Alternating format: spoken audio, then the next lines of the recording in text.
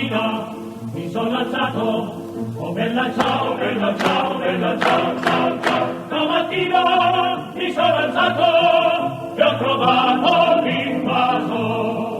Partigiano, portami via, oh bella ciao, bella ciao, bella ciao, ciao, ciao. Partigiano, portami via, che mi sento di morire. Se io muoio da partigiano, oh bella ciao, bella ciao, bella ciao, ciao, ciao. Se io muoio da partigiano, tu mi devi seppellire, lassù in montagna, oh bella ciao, bella ciao, bella ciao, ciao, ciao. Boa tarde a todas e todos. Boa tarde aos nossos estudantes do curso de História da UENG, da Universidade do Estado de Minas Gerais, Unidade Campanha. Boa noite a todos aqueles que estão nos assistindo agora. Opa. Só um minutinho. Boa tarde. E também aqueles todos que estão, que não são da universidade, mas estão acompanhando o nosso episódio de hoje, o episódio 11 do projeto de extensão História em Diagnóstico, coordenado pelo professor Igor, e hoje o episódio é de minha responsabilidade, e hoje, para brilhantar a nossa live, o nosso episódio do História em Diagnóstico, eu trago o grande Valério Arcari, professor Valério Arcari, professor do Instituto Federal de São Paulo, que vai conversar um pouquinho com a gente nessa entrevista para falar um pouquinho sobre o historiador militante, o historiador que não apenas assiste à história, mas também procura trabalhar junto à história, participar do processo histórico. O Valério, ele é uma referência para mim desde a época do movimento estudantil. Eu sou novo, Valério, não precisa se preocupar, eu sou novinho, então, mas é uma referência e eu acho que é importante a gente conseguir dialogar com os nossos estudantes do curso de História, nossos futuros historiadores e professores de História, e falar e explicar que nós temos um compromisso social importante com a realidade concreta, com a realidade no qual nós vivemos. Acompanhando aqui a gente está a nossa querida Tamires, a nossa aluna do curso de História aqui da UENG, Unidade Campanha, que é monitora do projeto, está no 7º período do curso, vai se formar ainda daqui a 2 semestres, e ela vai estar aqui acompanhando o nosso trabalho. Eu vou até tirar ela um pouquinho do quadro, ela volta depois para passar as perguntas aqui do chat. Então, Valério, seja bem-vindo, uma boa noite, muito obrigado por aceitar esse convite, para participar aqui com a gente. Boa noite a todos, Tamires, Cássio, os estudantes de campanha, os colegas da Universidade Estadual das Grandes Minas Gerais. Uma satisfação poder compartilhar com vocês uma hora de conversa sobre história e compromisso. Muito bom. Estou aqui. Lembrando que o Valério, só para a gente ter uma ideia de com quem que a gente está conversando hoje, é um super convidado aqui para brilhar o nosso projeto, História em Diagnóstico, né? Lembrando que o Valério...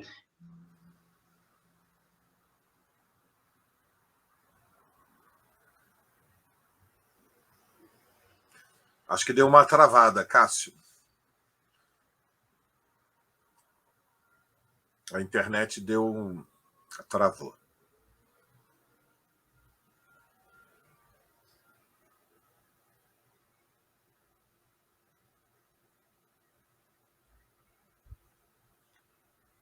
Creio que travou do teu lado, Cássio. Aqui está tudo bem.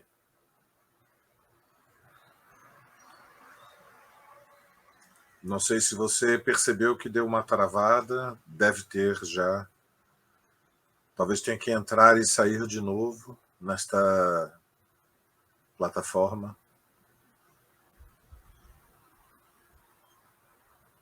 Bom, o Cássio deve estar voltando a qualquer momento. Não sei se eu me apresento, talvez. Bom, como o Cássio já disse, eu sou Valério Arcari, sou professor titular no Instituto Federal. Sou autor das Esquinas Perigosas da História, o Encontro da Revolução com a História. E o meu último livro de histórias chama-se O Martelo da História. Eles podem ser encontrados na internet. Eu estudei 12 anos fora do Brasil, saí do Brasil em 1966. Com 9 anos, minha família, depois de 64, teve que procurar um caminho na vida.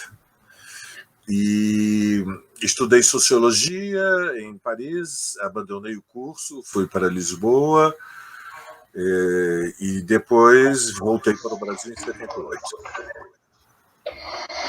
Valério, me desculpa, acabou a luz aqui na rua. Me desculpa. Problemas de cidade do interior. Já voltou, né? Já, agora eu estou tendo problema com a minha câmera. Mas me desculpa a todos aqueles que estão nos assistindo. Deixa eu tentar aqui configurar aqui o que está acontecendo.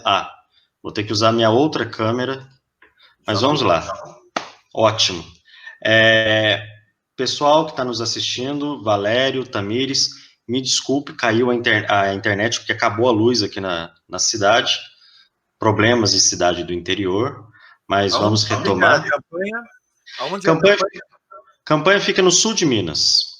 Fica no sul de Minas e, inclusive, daqui 2 horas de distância de Campo do Meio, onde teve, nos últimos 3 dias, até hoje, né, a reintegração de posse de um acampamento que tinha do MST, que tem, né, até hoje, do MST. Inclusive, eu estava acompanhando lá eu estava acompanhando quarta-feira, estive lá, e foi realmente uma coisa muito triste que aconteceu, mas também de muito exemplo de resistência popular, né? Bom, só voltando, gente, desculpa, eu não sei se o Valério já terminou de se apresentar, mas lembrando aqui que o Valério, ele é professor, docente, professor titular do Instituto Federal de São Paulo. Já está aposentado, né, Valério? Sim. Já professor titular aposentado do Instituto Federal, tem doutorado em História Social pela Universidade de São Paulo e autor de vários artigos e vários livros importantes que são referência para os historiadores marxistas brasileiros. Entre eles, esses livros, tem um aqui, Esquinas Perigosas da História, um clássico, que inclusive a minha edição de 2005, quando foi lançada, e tem uma dedicatória do Valério, aqui nessa edição, Esquinas Perigosas da História, além de outros livros como O Encontro da Revolução com a História, Um Reformismo Quase Sem Reformas, e O Martelo da História, que é o último, lançado em 2016, e além dessa parte intelectual, da produção do conhecimento histórico, o Valério, ele tem todo um histórico de militância, uma militância que começou lá na Europa, em Portugal e na França também, tendo participado, inclusive, do processo revolucionário português, que a gente chama de PREC, né, Processo Revolucionário em Curso, e a partir de 78, 79, voltou para o Brasil, e começou aí a sua história de militância no movimento estudantil, participando da reconstrução da UNE, da União Nacional dos Estudantes, depois participando da construção do PT, do Partido dos Trabalhadores, por meio da corrente Convergência Socialista, depois a participação da construção da CUT, a Central Única dos Trabalhadores, chegou a ser secretário-geral da CUT regional, da CUT Regional São Paulo, e da direção e da executiva nacional do PT, no final dos anos 80, e tem uma carreira docente na rede básica de São Paulo, da rede estadual de São Paulo, tendo militado também no interior da POSP, que é o Sindicato dos Professores da Rede Oficial de São Paulo, e a partir de 89, dentro do Instituto Federal de São Paulo, até 2014. O Valério rompeu com o PT no início dos anos 90, ajudou a construir o PSTU, e depois, já mais recentemente, em 2016, um novo período histórico no qual nós enfrentamos, né? Saiu do PSTU e com os companheiros formaram uma nova corrente, que é o Mais, que depois virou Resistência, e que agora faz parte, é uma corrente interna do PSOL. Ou seja, o Valério é um militante, é um professor, é um erudito, e principalmente um intelectual orgânico da classe trabalhadora, né? Se a gente olhar o dicionário gramsciano e olhar o verbete intelectual orgânico, vai aparecer a fotinha do Valério lá no dicionário. Acho que não. Mas, Valério, eu estou falando muito aqui, mas eu passo a palavra para você, falando um pouquinho como é que tudo começou lá na sua juventude, lá em Portugal. Como é que foi o início de tudo? Conta para a gente. Bom, boa noite a todos. E, bom, indo diretamente ao tema, eu fui, como disse o Cássio, a minha família saiu do Brasil em 66, a minha mãe trabalhava no Itamaraty, era oficial de chancelaria, foi secretária do Santiago Dantas durante o governo Goulart, o meu pai era investigador na Polícia Federal, os dois estavam muito vinculados à defesa do governo Goulart. Quando veio o golpe, a contra-revolução em 64, a carreira deles chegou a um beco sem saída. A alternativa era a transferência para Brasília. Nós vivíamos no Rio de Janeiro, eu nasci no Rio de Janeiro. Meu pai é catarinense, a minha mãe é carioca. E evidentemente, eles preferiram a saída do país. Fomos para Lisboa. As alternativas não eram muito animadoras. Era Lisboa ainda com Salazar, mas os outros postos possíveis eram ainda piores. Eu tinha 9 anos e, portanto, fiz todo o ensino secundário em Lisboa e depois prestei o exame do bacalaureat no consulado da França e fui estudar em Paris. A explosão da Revolução Portuguesa me levou a um giro, minha vida tem vários grandes giros. O primeiro grande giro foi abandonar Paris e voltar para Lisboa para viver o processo revolucionário aberto pelo 25 de abril. Foi, digamos, uma experiência central. Em grande medida, eu nasci para a vida adulta no processo da Revolução Portuguesa.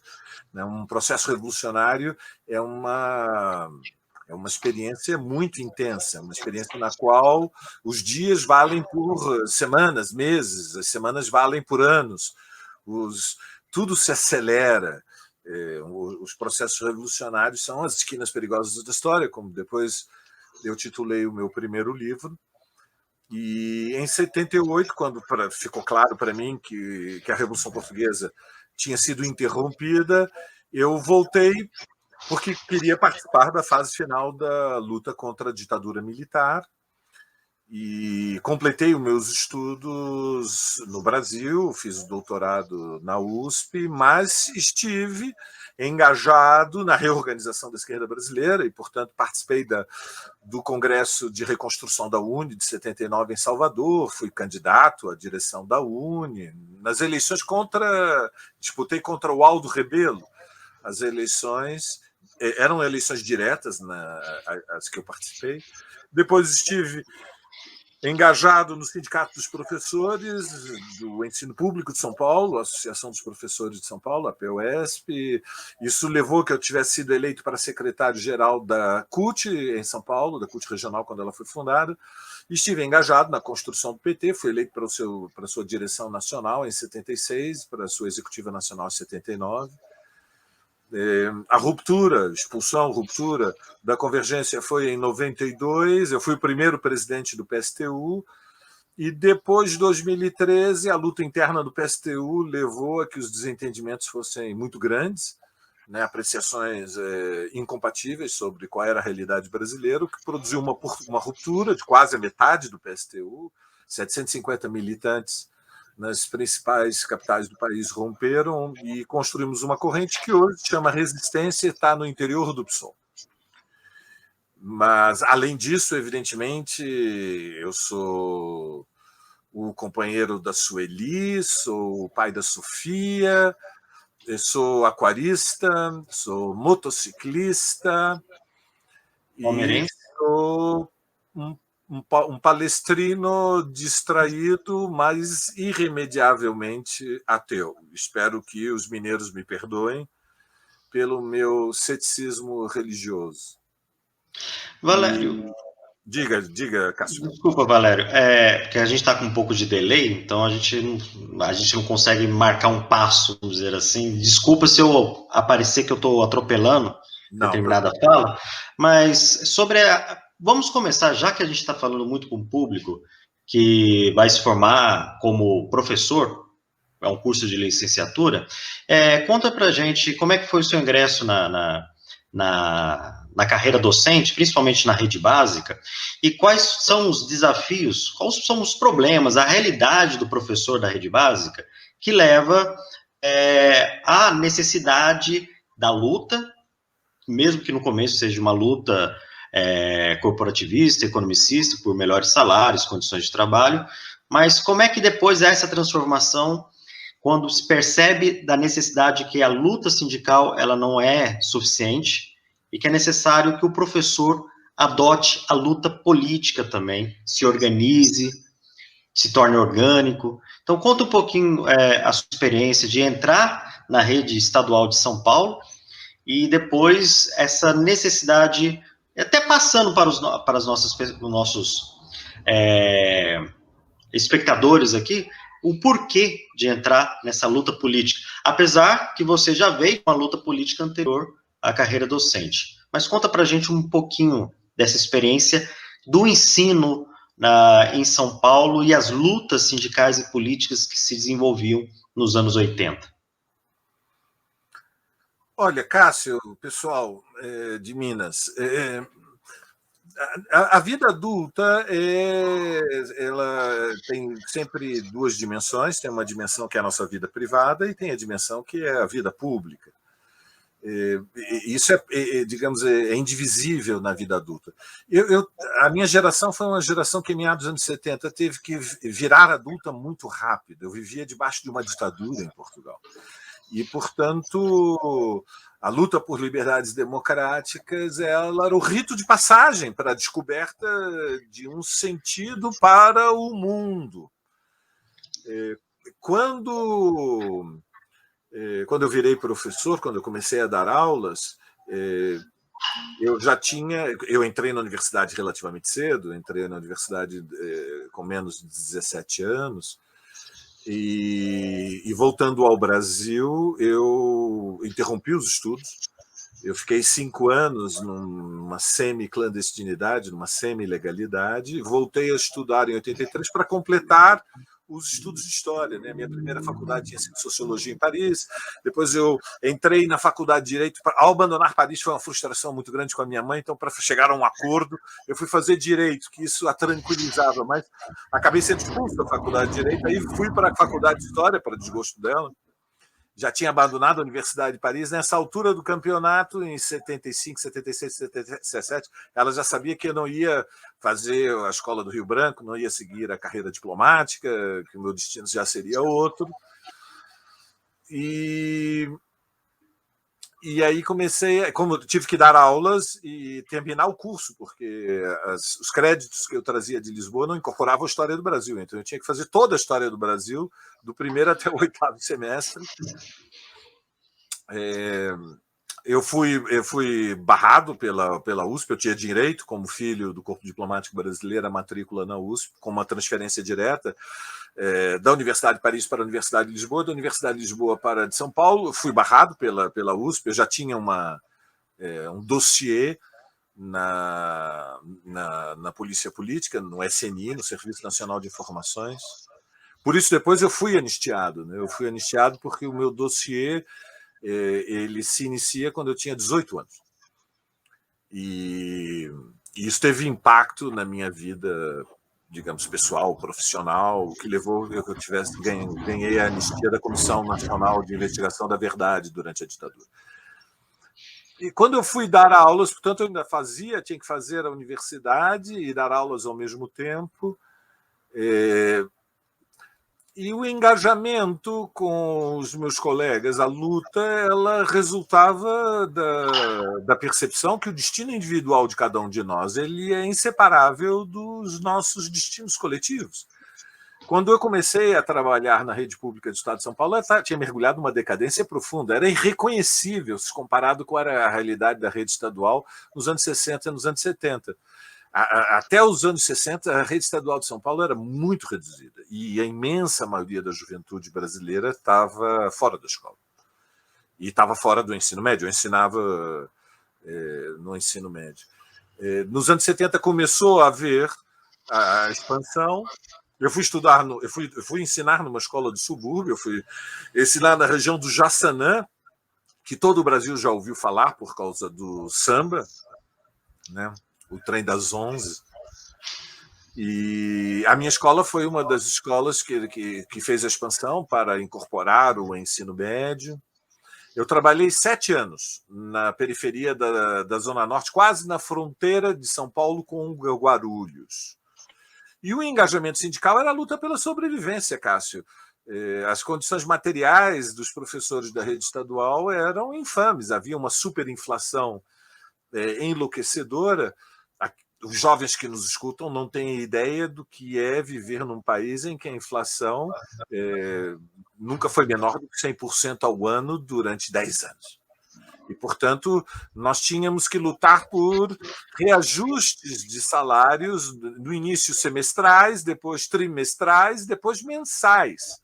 Houve um período que nós conquistamos o semestral, depois de 3 em 3 meses havia uma recomposição por atualização monetária de salários, depois de reajuste mensal. A situação era de luta estrita pela sobrevivência e, naquele momento, nos anos 80, os setores organizados da classe trabalhadora, falo dos professores, mas poderia falar também dos bancários, ou poderia falar dos petroleiros, ou dos operários metalúrgicos, da construção civil, todo o funcionalismo.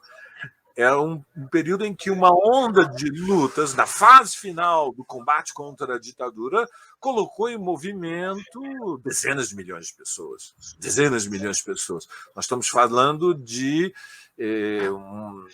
uma fase, uma década de intensa luta social e política, fermentada pela pressão inflacionária, pela resistência do regime militar, ou seja, o governo Figueiredo, o último governo depois de Geisel, que queria estender o que era o que o próprio governo apresentava como sendo a abertura lenta e gradual até o final da década. Portanto, a luta para derrubar a ditadura pela conquista do direito de eleições presidenciais livres e diretas. E foi nesse contexto que, em 84, um ano depois de eu começar a ensinar na rede pública, ocorreu uma greve geral dos professores de São Paulo, que foi, naquele momento, foi a greve mais importante do movimento docente, foi e referência para a greve dos professores no Rio de Janeiro, no Rio Grande do Sul, em Minas Gerais também. Surge a UT em Minas Gerais, no Rio de Janeiro surge o CEP, em São Paulo a APOESP, que são chaves, são sindicatos muito importantes para a construção da Central Única dos Trabalhadores, e é nesse movimento que surge um partido de esquerda com algum peso de massas, com alguma influência de massas, o que nunca tinha ocorrido até então na história do Brasil. E havia um sonho no ar, havia uma expectativa, existia uma aposta, Cássio, a aposta de que a mobilização para derrubar a ditadura abria a possibilidade para uma transformação revolucionária do Brasil. Essa era a aposta da minha geração. Eu tinha 25, 26, 27 anos nesse momento histórico, e a radicalização política, como eu te disse, era indivisível dos projetos pessoais, né? Eu sou parte também daquela geração que constituiu matrimônio muito cedo, né? Nós saíamos de casa dos nossos pais muito cedo, saí de casa da minha mãe com 16 anos, e nós tínhamos que lutar para nos garantir, ou seja, a esquerda não tinha aparatos políticos para ter muitos funcionários, todos nós tínhamos que trabalhar, então você tinha que trabalhar, você tinha que estudar, você tinha que escrever, você tinha que ir na reunião do sindicato. Era incrível, eu não sei como é que nós aguentamos aquela década. Eu olho para trás e fico impressionado com a quantidade de coisa que aconteceu nos anos 80.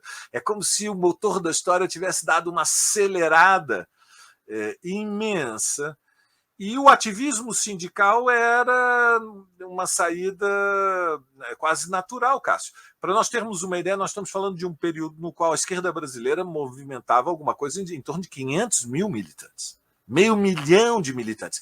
E vejam, num contexto em que o Brasil ainda estava numa dinâmica de expansão demográfica muito grande. Quer dizer, quando nós pensamos em 1980, talvez os mais jovens não saibam, hoje nós temos uma taxa de fecundidade feminina de 1,8. Em 1980, a taxa de fecundidade feminina no Brasil era 4,3 filhos por mulher. Ou seja, o Brasil ainda estava numa expansão demográfica muito grande. Quando ocorreu a luta pelas diretas em 84, Cássio, a população economicamente ativa era estimada em 40 milhões de pessoas. E algo em torno de 8 milhões de pessoas foram às ruas no começo das diretas. Hoje, a população economicamente ativa é estimada em 105 milhões. Para nós vermos que a transformação foi imensa no país. Porque é um país jovem, tem uma potência imensa a sociedade brasileira. Não é uma sociedade que perdeu o impulso, como a grande maioria das nações que são hoje os países centrais. E é evidente que nos anos 80 se obtiveram conquistas históricas que, em grande medida, explicam o que é hoje o Brasil. Porque era um país imensamente mais pobre, muito mais pobre, houve redução de pobreza nesse intervalo histórico, ainda que continue sendo um país dramaticamente desigual. A desigualdade social, a oscilação, a variação da desigualdade social foi pequena, mas a redução da pobreza foi muito significativa.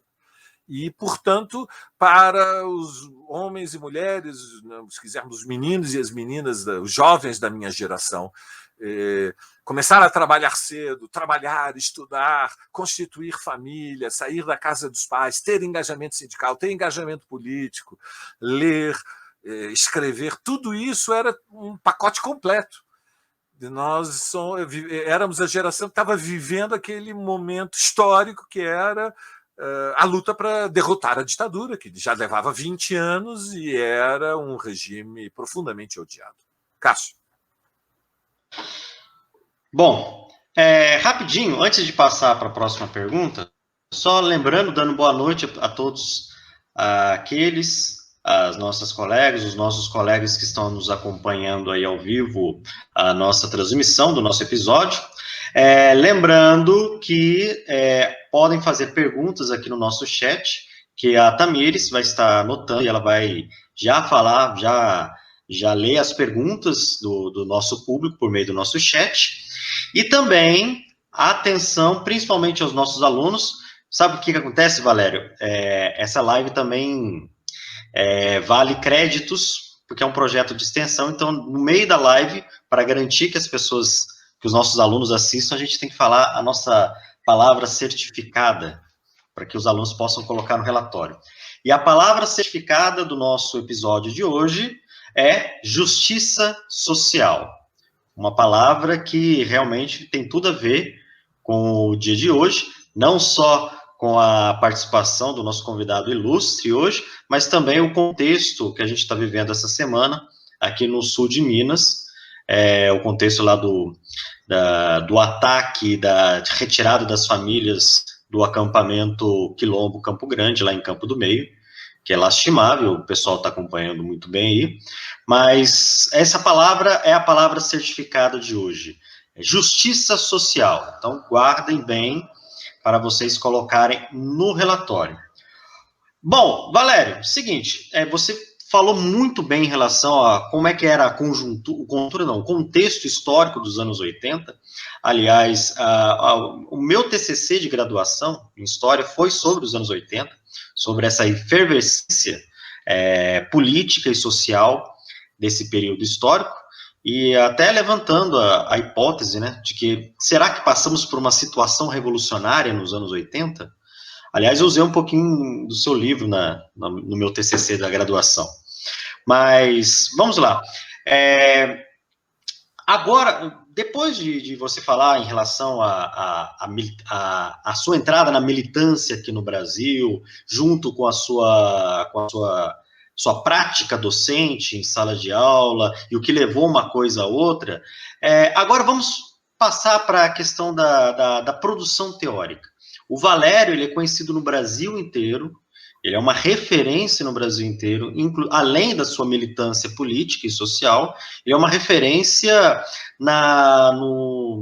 vamos dizer assim, na produção historiográfica que serve de embasamento histórico e político para não só a militância de esquerda no Brasil, mas para historiadores, para a história, para aqueles que dedicam sua vida à carreira, não só à carreira docente, como professor de história, mas também como historiadores, usando suas obras, seus artigos, seus livros como referência teórica em muitas produções, em muitos livros, muitos artigos. Então, Valério, eu queria até perguntar para ti, como é que foi a sua entrada nessa parte mais intelectual, vamos dizer assim, nessa produção historiográfica, principalmente com o livro Esquinas Perigosas da História. Fala um pouquinho do seu ingresso no doutorado na USP e a tese central do seu livro, que o seu livro, Esquinas Perigosas da História, é apenas um capítulo do que seria a sua tese, né? Então, conta pra gente um pouquinho o seu ingresso na pós-graduação, porque olha só que interessante, gente. O Valério, ele foi direto para o doutorado. A mente desse homem é tão fabulosa que foi direto para o doutorado. Ele não fez aquele caminho que normalmente a gente faz, de fazer pós-lato sensu, mestrado e depois doutorado. Não, o Valério foi direto para o doutorado. Então, Valério, conta um pouquinho para a gente a sua passagem, sua experiência, já na produção, o que te faz como um grande intelectual orgânico da classe trabalhadora brasileira, hoje.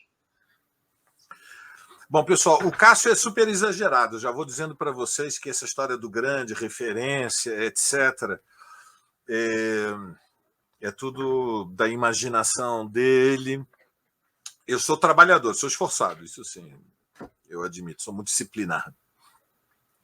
Vejam, não é possível nós nos engajarmos na luta pela transformação da sociedade, sem nós estudarmos a sociedade. Portanto, eu fui estudar primeiro sociologia, depois fiz um semestre em direito, mas a minha vocação era a história. A história é fundamentalmente, por definição, o estudo do passado. E o passado, como vocês sabem, não pode ser transformado. O passado pode ser interpretado, pode ser explicado. O passado é sempre um campo de possibilidades que existiu. E o que é mais instigante, o que eu penso que é mais motivador, a mim sempre o que mais me estimulou, é não somente estudar o que aconteceu, mas por que aconteceu o que aconteceu, ou seja, qual foi o contexto no qual os conflitos daquele momento histórico tiveram um certo desfecho. Qual foi o desenlace? Ocorreu por quê? Isso leva, portanto, a decisão que é preciso estudar o passado, é preciso investigar o passado, portanto, é preciso ler aquilo que foi escrito por aqueles que vieram antes de nós, para começar, e é depois necessário problematizar as soluções que foram construídas por aqueles que vieram antes de nós. E eu, desde muito jovem, lia e escrevia. Então, este é um campo da atividade, o ensino e a produção de conhecimento histórico, na qual nós temos que desenvolver as habilidades, a disciplina, do trabalho intelectual. O trabalho intelectual ele tem uma disciplina própria, ele é um trabalho de especialistas. Muito bem. A questão está em que a sociedade na qual vivemos, como vocês sabem, é uma sociedade dramaticamente fraturada. E, portanto, o passado também é um campo de batalhas. Por que o passado é um campo de batalha? Porque não existe somente uma interpretação do passado. Como o que aconteceu tem enorme importância para o que estamos vivendo, as classes em luta, as frações de classe, os diferentes setores sociais no qual a sociedade contemporânea, que é muito complexa, está dividida, a sociedade está fraturada, elas disputam interpretações do passado e, em grande medida, essa disputa é uma batalha de ideias que pode ou não legitimar uma posição do presente e uma aposta de futuro. Logo, se é assim, como e por que nós podemos dizer que a história é uma ciência? A história é uma ciência diferente das ciências da natureza. E também é diferente das ciências lógicas. Vocês sabem, existem ciências da natureza, ciências lógicas, e as ciências que nós podemos chamar históricas. No Brasil, em geral, se chamam humanas, mas são todas as ciências sociais, são ciências históricas. Porque a história, em grande medida, é uma mãe do conhecimento. Todo conhecimento é histórico.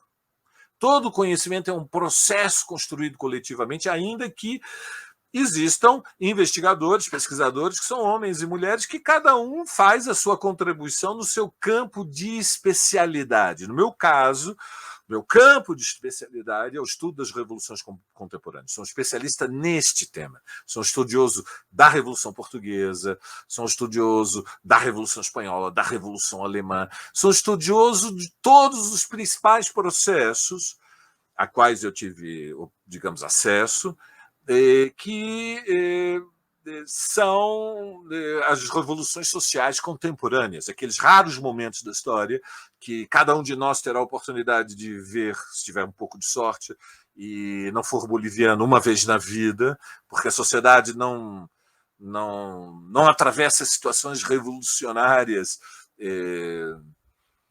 a não serem momentos muito extraordinários. E creio que há uma solução epistemológica, do ponto de vista da teoria da história, para produzir um conhecimento que seja ciência, que, portanto, seja o mais imparcial, o mais objetivo, o mais bem fundamentado.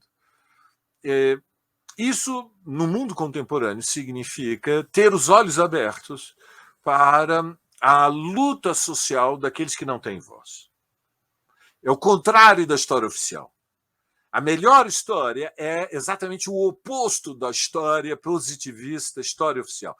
A história é ainda, no Brasil, um campo do conhecimento na qual prevalece o estudo dos documentos das instituições e o estudo dos líderes, das lideranças políticas. Portanto, é o estudo da presidência da República ou da relação da presidência da República com as instituições do regime, que pode ser o Supremo Tribunal Federal, ou pode ser o Congresso Nacional, ou pode ser o Tribunal de Contas da União. Isto é a história oficial, é a história dos que venceram, é a história dos que têm o poder. A história que eu acho que é mais interessante, mais instigante, mais estimulante, mais motivadora, é a história do conflito, da luta social. E nessa história, o que eu penso que deve ser a bússola do investigador é ter como referência o protagonismo dos explorados e dos oprimidos. Então, por exemplo, em algum momento será feito um trabalho, espero, de investigação histórica sobre o que ocorreu esta semana nesta batalha contra a reintegração de posse do Quilombo, aí no sul de Minas. E há uma maneira de contar essa história, que é procurar a versão feita pela Polícia Militar, ou a decisão do governo de Minas.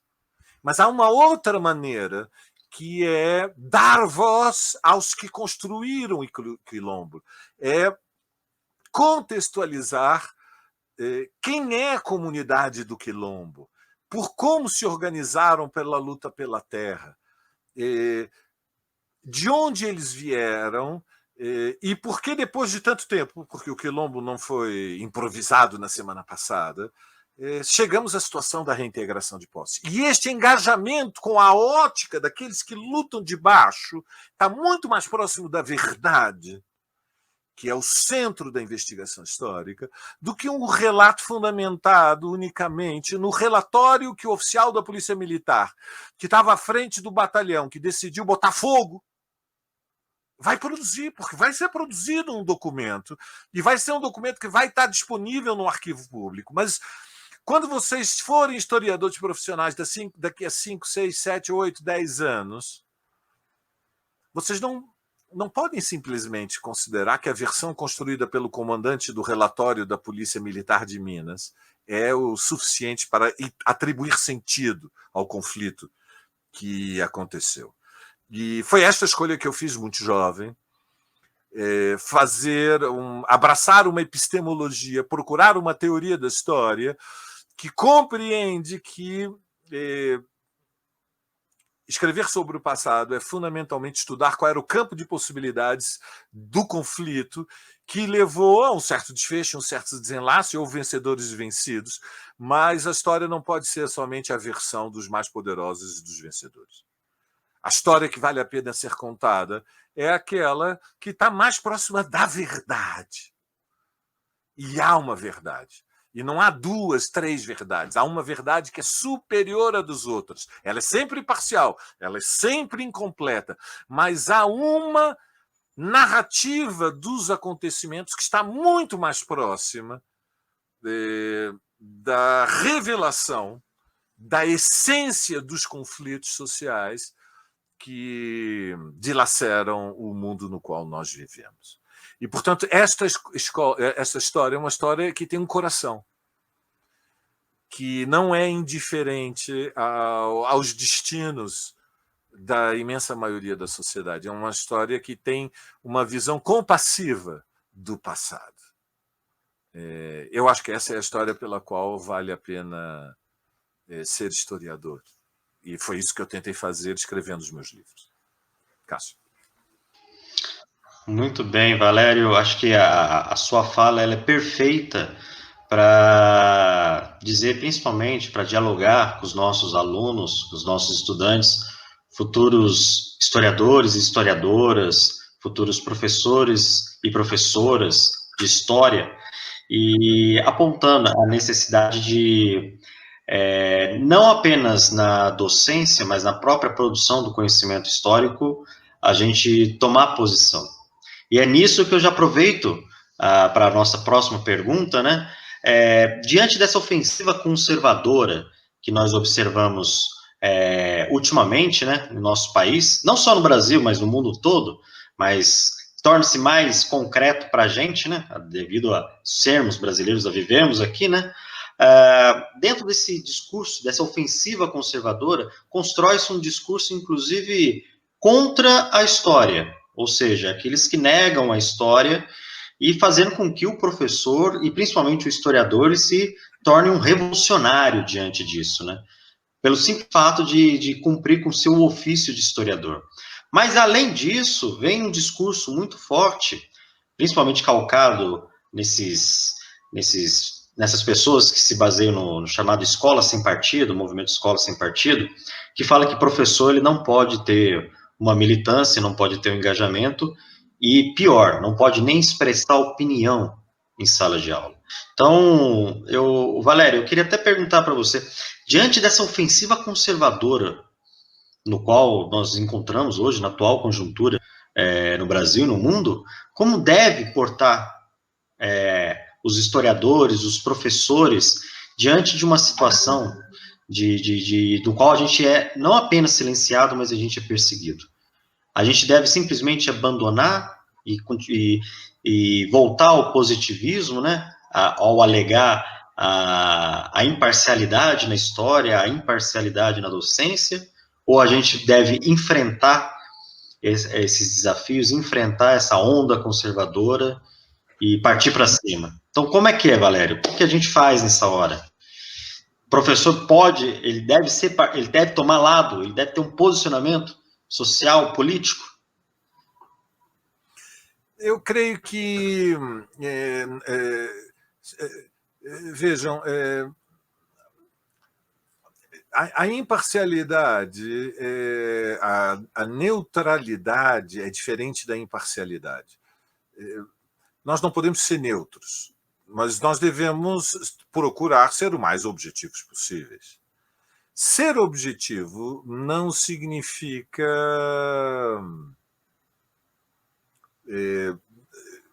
não deixar de, ao dialogar com os alunos, não deixar de explicitar que há um conflito na sociedade.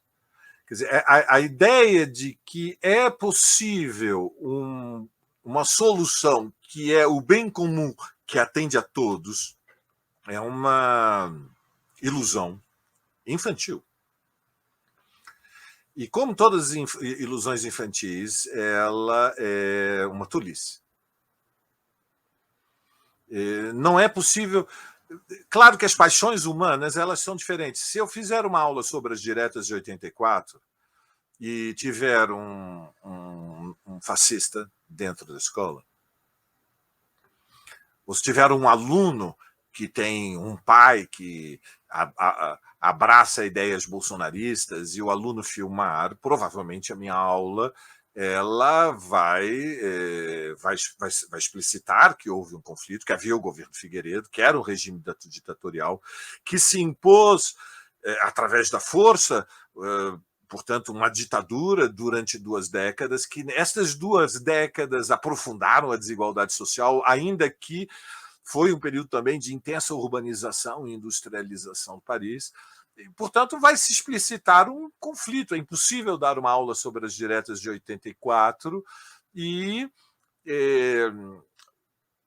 ficar neutro e dizer, digamos, deixar os alunos em suspense, em dúvida se era ou não legítimo sair às ruas para tentar conquistar a antecipação de eleições diretas.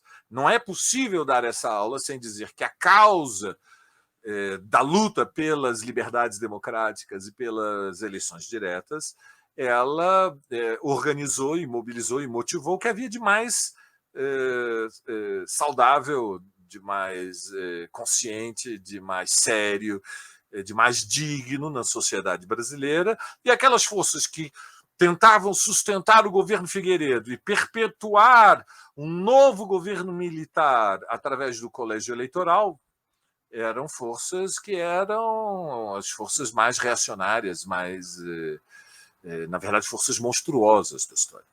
Agora, se a aula for sobre a Guerra do Peloponeso, é menos complexo. Por quê? Porque a Guerra do Peloponeso entre Atenas e Esparta aconteceu há 2,5 milênios atrás. Eu também tenho opinião sobre a Guerra do Peloponeso.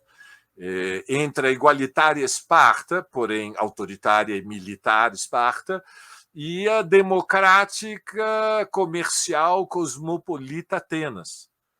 Nessa guerra, eu tenho mais simpatias por Atenas do que por Esparta. Mas há menos paixões envolvidas. Então, se houver um filho de um bolsonarista filmando a aula, eu creio que o escândalo vai ser menor. Mas, da mesma maneira, não há neutralidade.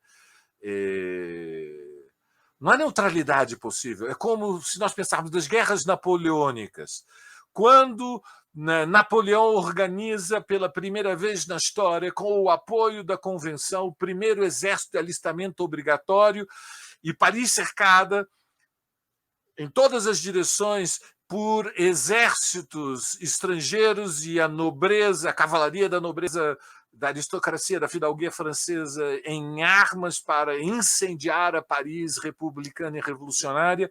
Não é possível dar uma aula sobre o início das guerras napoleônicas sem apresentar para os alunos qual era o conflito. De um lado estava a República, estava a luta pela democracia, estava a luta pela Declaração Universal dos Direitos do Homem, estava a luta pela reforma agrária, estava a luta por tudo que existia de mais avançado entre 1789, 91, 93, ou seja, ao final do século XVIII. E do outro lado estava o exército austríaco, apoiado pela monarquia czarista, e na primeira linha estava a velha fidalguia e aristocracia, que tinha se perpetuado como a controladora da terra e da riqueza durante mais de meio milênio. Então, será uma aula menos apaixonada do que das diretas, mas aonde reside, aonde existe um fio de continuidade da explicação histórica, ele está na defesa do que a Revolução Francesa estava prometendo para o mundo.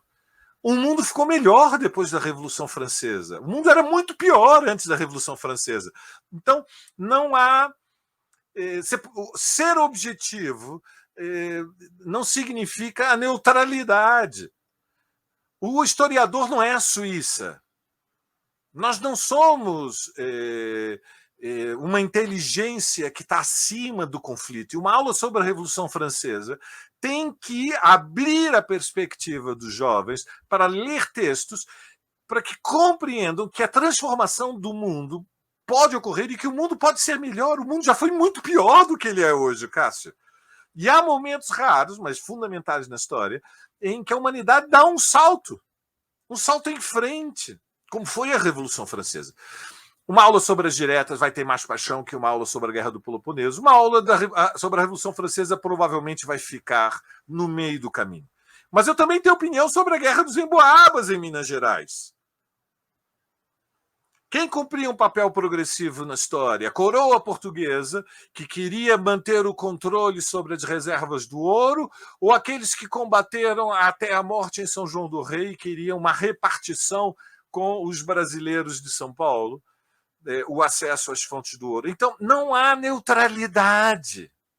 Todos queriam o ouro, sim, mas os portugueses queriam extrair pelo menos 1/5, e quase sempre mais de 1/3 do ouro, para a metrópole. E o Brasil era uma colônia, e, portanto, a luta da colônia contra a exploração da metrópole cumpria um papel progressivo. Não importa se os paulistas eram bárbaros, se eles falavam a língua geral paulista e não falavam português, e andavam descalços. Não importa se os portugueses tomavam banho mais regularmente, não importa. Então, mesmo a aula sobre a Guerra dos Emboabas, pessoal, e nós estamos falando do final do século XVII, início do século XVIII, não é neutral. E a história só tem interesse se a gente é capaz de explicar qual é o conflito. E aonde a humanidade, diante daquele conflito, podia abrir um caminho de maior esperança. E é por isso que a história é bacana. Então, claro que, intelectualmente, tomar posição, compreender que a neutralidade é impossível, envolve riscos. Ok, pessoal, ser professor de história é uma profissão perigosa. Então, ninguém pode distraidamente dizer: o que você quer fazer? Eu quero ser historiador, mas eu não quero correr riscos. Eu quero dar aulas de história, mas não quero correr riscos. É muito mais simples dar aula de matemática, de lógica. Há menos paixões envolvidas. A profissão de historiador envolve, o pacote vem completo. É muito mais, eu acho, muito mais interessante estudar história, mas isso é a minha, digamos, preferência subjetiva. Acho muito mais interessante dedicar 2 horas a ler um ensaio sobre, sei lá, que eu li hoje de manhã. Hoje de manhã, Cássio, eu li um texto, um pequeno ensaio muito interessante sobre as culturas indígenas pré-colombianas na Amazônia brasileira. Porque há uma hipótese que uma boa parte dos especialistas brasileiros sobre este tema defendem, que é que a Amazônia era muito mais densamente povoada e as populações amazônicas, antes da invasão portuguesa, estavam num estágio de desenvolvimento muito superior à das tribos isoladas que hoje vivem ainda em condições de caçadores-coletores. É uma hipótese, ou seja, ou, na hipótese deles, a invasão portuguesa levou a um deslocamento de populações indígenas do litoral para o interior da Amazônia, conflitos entre diferentes populações indígenas e uma regressão histórica. Teria ocorrido uma grande regressão histórica. Eu acho isso muito mais interessante do que estudar, sei lá, o Teorema de Pitágoras. É a minha preferência pessoal. Mas isto envolve um compromisso. Eu não sou indiferente ao destino das tribos isoladas da Amazônia. Eu estudo os seus ancestrais, porque eu acho que é vital, é uma responsabilidade da nossa geração nem deixar que o manicômio que virou Brasília com o governo Bolsonaro continue alimentando o incêndio da Amazônia e, no limite, a destruição dos povos que vivem em condições isoladas, porque é isso que vai acontecer com a expansão da fronteira agrícola. Os últimos 30, 33, parece que são os grupos isolados, que têm algum grau de proteção da FUNAI, vão ser dizimados, vão ser esmagados. E aí o Brasil vira este pandemônio, que é a mistura da pandemia com o manicômio de Brasília. E, portanto, estudar a história, mesmo que seja um estudo de especialistas sobre as condições de vida das populações indígenas na Amazônia, há 1000 anos atrás, ele envolve alguma paixão. Historiadores precisam ser apaixonados. Então, eu creio que isso leva a que nós temos que ser muito firmes na denúncia de que os fascistas que fazem a campanha da escola sem partido, na verdade, o que eles querem é que a pluralidade... Eles são contra a ciência, Cássio. O que eles querem é o regime de partido único. É isso que eles querem. Eles querem impedir que a história, na sua complexidade, na sua pluralidade de tendências, possa cumprir um papel na educação da nossa juventude, porque, no fundo, eles não querem que haja aulas de história. Se dependesse deles, nem haveria aulas de história, porque eles consideram que a história é um conhecimento descartável, uma espécie de curiosidade de magazine. E o Brasil é um país muito atrasado culturalmente. Eu acho que nós temos que também ter franqueza entre nós, não nos iludirmos. O Brasil é um país que é este contraste entre o moderno e o arcaico, entre o que há de mais avançado e o que há de mais atrasado. Então, nós temos 1/3 da nossa população com 18 anos ou mais, que é semiletrada, que são analfabetos funcionais, que não conseguem atribuir sentido. Não é um texto escrito. Há uma notícia apresentada num jornal de televisão com um pouco mais de complexidade.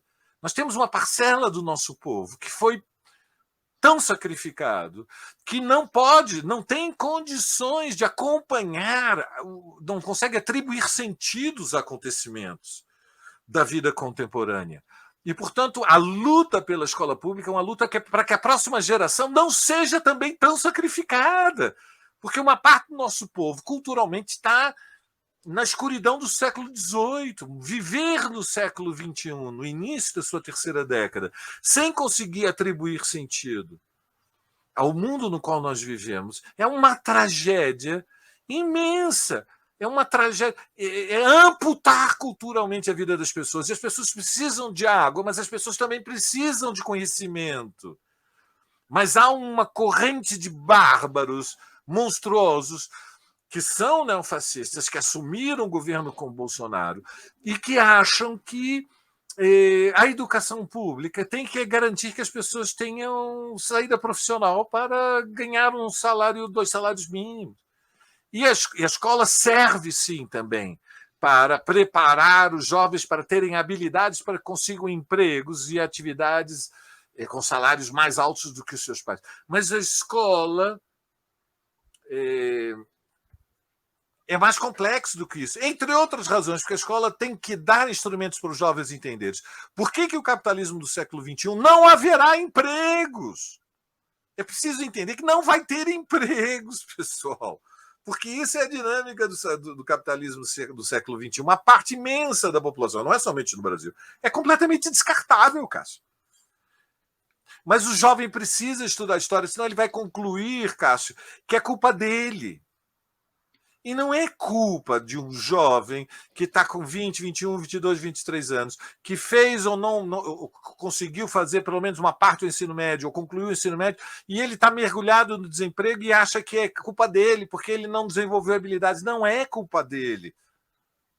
Quando nós estamos falando na escala que nós estamos falando, em que nós temos 105 milhões de pessoas na população economicamente ativa, e temos menos de 30 milhões de carteiras assinadas no setor privado, e temos alguma coisa entre 10 e 12 milhões de funcionários públicos, nós estamos dizendo que a maioria da população brasileira não tem contrato, porque não há empregos formalizados para eles, e, portanto, eles têm que se virar para comprar barato algum produto e vender nas ruas por um pouco mais. Portanto, isso não oferece nenhum projeto para a vida, é a luta pelo arroz e feijão, é a luta pela sobrevivência biológica. A vida é muito mais do que a sobrevivência biológica.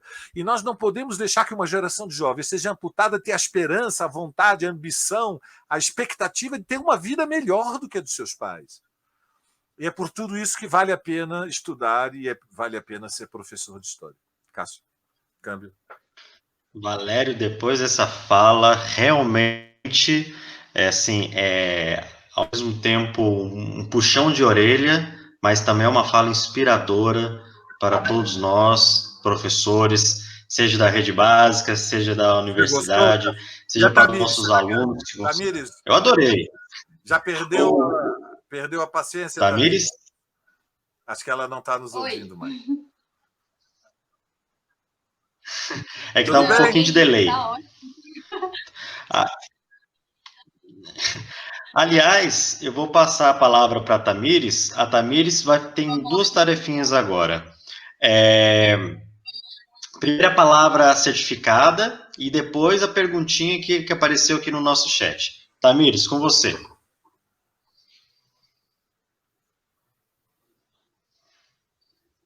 Bom, então vamos lá, professor Valério. Antes do recadinho para o pessoal, a palavra certificada é justiça social. E agora a pergunta é do professor Igor. Ele te pergunta, professor, qual é o papel do professor militante em tempo de fake news e de gabinete do ódio? E como podemos falar disso em sala de aula? Bom, em tempo de fake news, basicamente, nós temos que denunciar as fake news. Nós temos que dizer que são falsidades, são mentiras, são infâmias, que são a disseminação, é a manipulação da ignorância das pessoas, o que é uma coisa muito triste. E isso envolve se expor, Igor. E expor exige coragem. Então, estudantes de história precisam refletir sobre isso. É preciso coragem para ser professor, é preciso resiliência. Há imensas recompensas, né? Ver o brilho nos olhos dos nossos estudantes é um conforto, mas envolve coragem, porque envolve a disposição de entrar na luta, e compreender que há conflitos dos quais nós não podemos fugir, que nós temos responsabilidades. E isso chama-se militância, e, evidentemente, como vocês sabem, ser militante é assumir um compromisso. Cássio, câmbio. Esqueci meu microfone desligado. Valério, a gente está chegando no nosso tempo, infelizmente nosso tempo está acabando, e tem mais alguma pergunta, Tamires, para o Valério, no nosso chat? Eu acho que não tem mais, tem bastante elogio, viu, Valério? Tem bastante elogio, e até uns elogios aqui bem fortes aqui do nosso companheiro Igor. O Igor é professor nosso, ele é coordenador, inclusive, desse projeto de extensão chamado História em Diagnóstico. Mas eu gostaria até de já ir para os finalmente, falando, inclusive, que o Valério, ele é uma fonte inspiradora. A própria fala inspira a gente não só na docência, na produção acadêmica, mas também na militância, no dia a dia, da nossa sobrevivência, não só a sobrevivência individual, mas principalmente a sobrevivência social, a sobrevivência coletiva. E a necessidade de a gente tentar fazer algo para além de simplesmente reproduzir conhecimento, mas levar o conhecimento e construir o conhecimento junto aos alunos, junto à sociedade, e buscar a transformação dessa sociedade injusta, dessa sociedade desigual. E tem uma frase do Valério que eu vi lá em 2003, que depois eu já vi ele repetir em outros lugares, mas assim, é tão marcante que eu repito para os meus alunos, que é a frase: a intensidade dos acontecimentos fazem com que os anos não sejam iguais entre si. Eu acho que essa, para mim, é fabulosa, para mostrar como que a história ela se constitui como um processo histórico, um processo permeado de contradições, mas que, devido às intensidades de determinados momentos, fazem com que haja um processo, uma aceleração desse processo social. Acho que essa frase é uma das mais impactantes do Valério, que marcou minha vida e que eu repito para os meus alunos. É muito, muito bom mesmo. Valério, então vamos para as considerações finais, mais uma vez agradecendo, e lembrando para os nossos alunos que a palavra certificada é justiça social, bastante ligada ao contexto no qual nós estamos vivendo essa semana, mas com você, Valério, as considerações finais da nossa...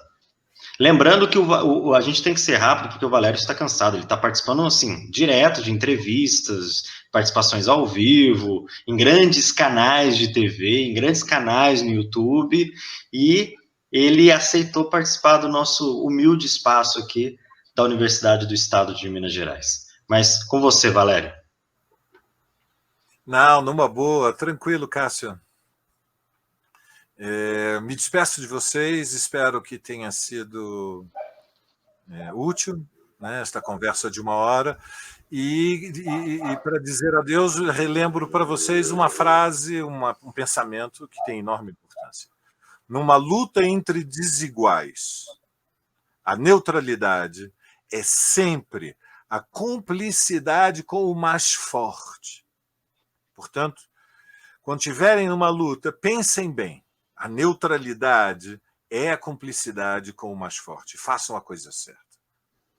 Obrigado pela vossa atenção e recomendo, os que tiverem interesse, procurem os meus textos, eles são publicados, eu colaboro com a imprensa de esquerda regularmente. Vocês vão encontrar os meus textos na Esquerda Online, que é um portal de notícias da esquerda marxista brasileira, na revista Fórum, no site animado por colegas da USP, A Terra é Redonda, no Brasil 247, às vezes na Carta Capital, às vezes no Opera Mundi. Então, eu recomendo que procurem os textos lá, e uma boa parte dos meus trabalhos de investigação histórica também estão disponíveis na internet.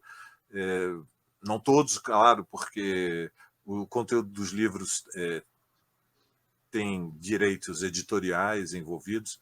Enfim, uma satisfação e um abraço. Foi ótimo te rever, Cássio, depois de tanto tempo. Você está com a mesma carinha que você tinha quando eu te conheci, você era estudante. E Tamires, que passou o tempo todo sorrindo para mim. Eu espero que tenha sido uma sessão interessante. Vocês são muito gentis. Tchau, tchau. Boa noite. Valério, muito obrigado. Relembrando, gente, que na semana que vem, no episódio 12 do História em Diagnóstico, o professor Igor, que vai ser o responsável por esse episódio, vai trazer o professor Clóvis Ramayana, da Universidade Estadual de Feira de Santana, que vai falar sobre os sentidos de sertão, desenhos de uma geografia ativa. Então, não percam o História em Diagnóstico de semana que vem com o professor Igor. O Valério acabou indo embora e acabei nem despedindo o direito dele, agradecendo. E que coisa, hein? Mas, Tamires, qual que é a palavra certificada mesmo? Justiça social. Justiça social. Então, lembrando aqui que a palavra certificada é justiça social. Por favor, pedimos para que os nossos alunos entrem na descrição desse vídeo, dessa live, que depois vai ser o vídeo. Lá tá as instruções para poder fazer a certificação.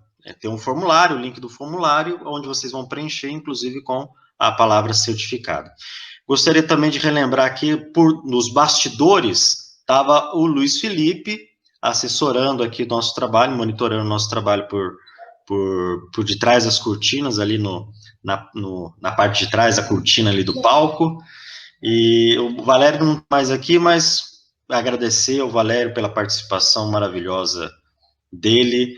E semana que vem, então, continua História em Diagnóstico, episódio 12, com o professor Igor, trazendo o professor Clóvis Ramayana, da Universidade Estadual de Feira de Santana. Então, Tamires, muito obrigado pela sua participação, pela sua ajuda. A internet, às vezes, nos derruba também, né? Às vezes nos atrapalha, inclusive eu caindo, né? Acabou a luz, pelo menos aqui no centro de campanha, mas conseguimos retornar.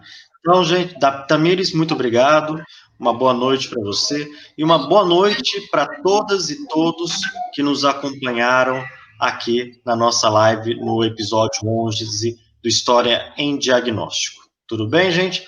Tenham uma boa noite, tenham um bom final de semana e façam as atividades do Teams e do Moodle. Ok, gente? Uma boa noite e até a próxima. Stamattina mi sono alzato, oh bella ciao, bella ciao, bella ciao, ciao, ciao. Stamattina mi sono alzato,